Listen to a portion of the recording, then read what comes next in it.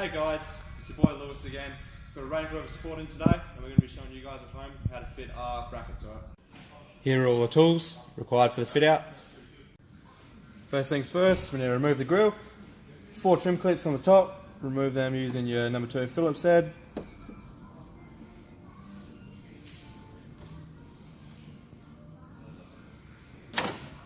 After all 4 of them are removed, these grills can be quite difficult to pull out sometimes.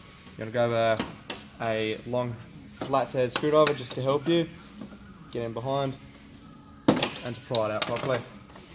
And then that should clip out nice. Next up, remove 4 8mm screws using a socket ratchet.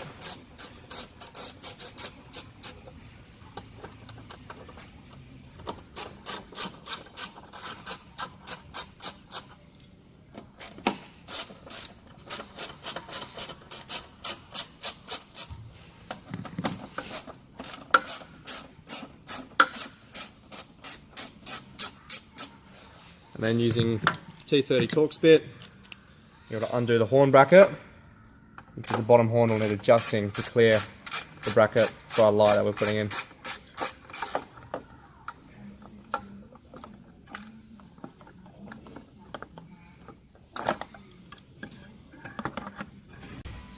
After you've removed the horn, using a 10mm spanner, you can adjust the lower horn clockwise just enough to clear your bracket. Sit it into place if you're not sure how much you need. After that's all cleared, tighten everything back up, put your horns back into place, and then you can do your 4 screws tight.